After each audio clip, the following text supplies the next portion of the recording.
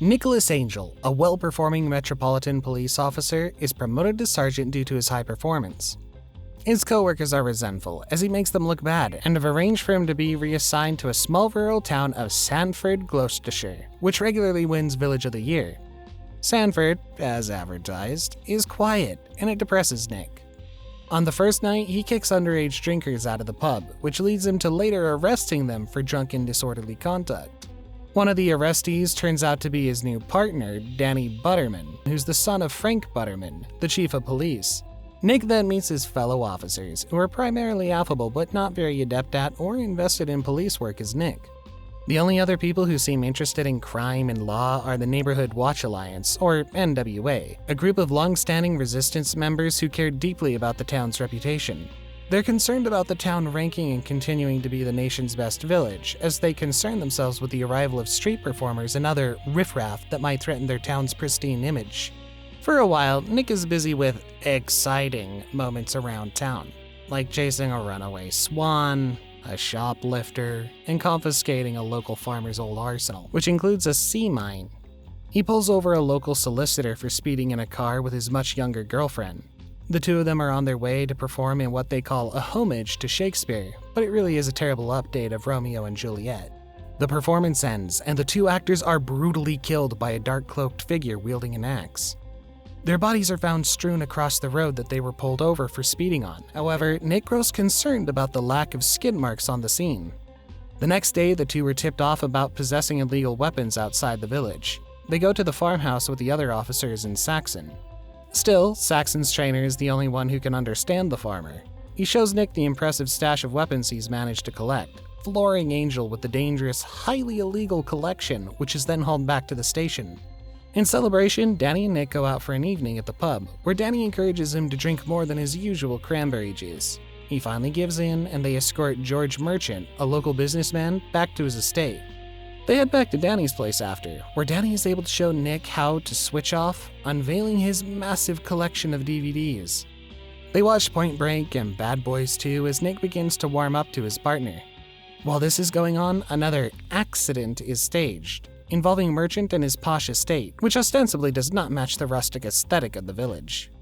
The next day, they're called to the scene of George Merchant's death, which was then covered up as a cooking accident. Nick again does not believe it was an accidental explosion, believing it instead to be murder. No one believes Nick, even as he and Danny begin to piece together what may have actually happened.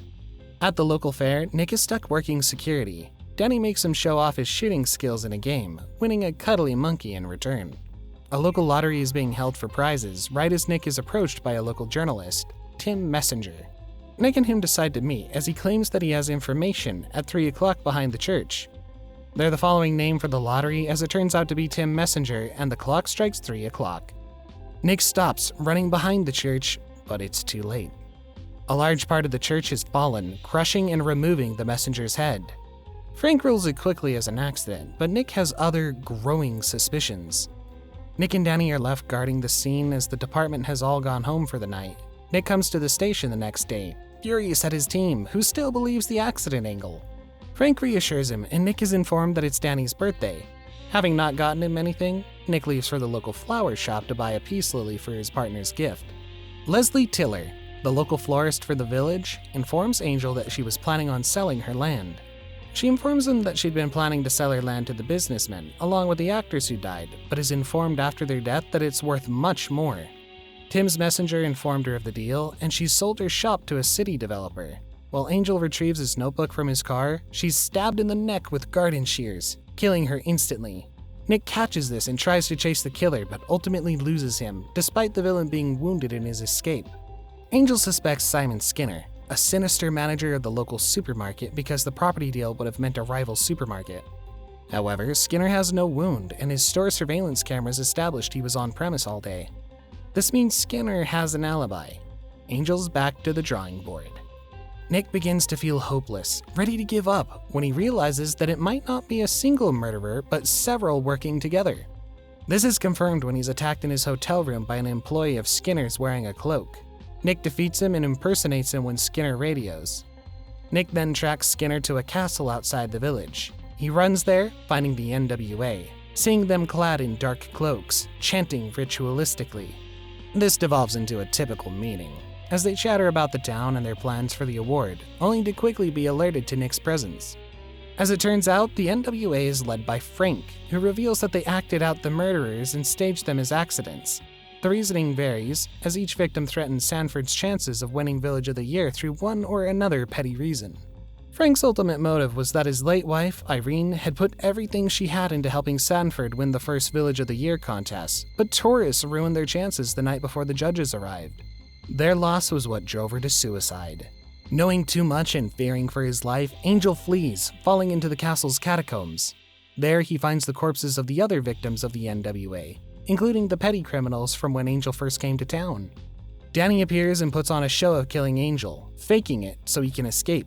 He pretends to dispose of the body, but once at a safe distance, they reveal to have faked Nick's death with clever use of ketchup packets and a notebook to avoid actual penetration. Danny doesn't believe his father or the NWA is responsible for the murders, persuading Nick to take his car and return to London with his life. However, when deciding where to go next, Nick sees a collection of action films reflecting his time with Danny. It inspires him to return to Sanford and defeat the NWA once and for all. He returns to the village, taking the arsenal from the evidence lockup that they collected before, confronting many of the NWA members in the town square. He's as armed as they are, and Angel only vanquishes them with the timely and unsuspected assistance of a last-minute Danny.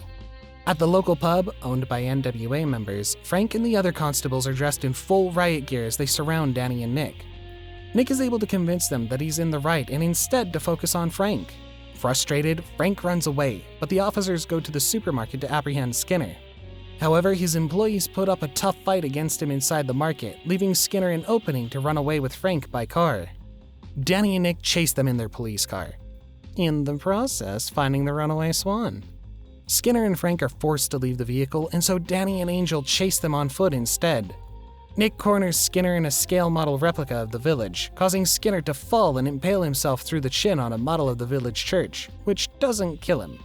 Frank tries to flee in Nick and Danny's patrol car, but is chased by the swan and drives it into a tree. The London superiors arrive in Sanford, congratulating Nick and asking him to return to London because the city has become crime-infested in his absence. Nick refuses because he's made such good friends in Sanford and finally learned to enjoy his life.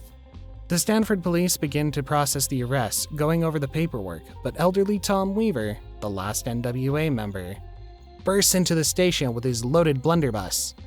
He shoots for Angel, but Danny jumps out in front. In the struggle, Weaver activates the sea mine in the station from the earlier confiscation, killing him and destroying the station. A year passes and Angel has been promoted to inspector and head of the Sanford police, with Danny as his sergeant. After visiting Danny's mother's grave, the two drive off to go to their next crime scene.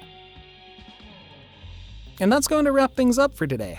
Hopefully you enjoyed this recap as much as we did. If you liked the video and want to look into other movies with us, then be sure to click the like button and subscribe to the channel with notifications turned on. That way, you won't miss a single video.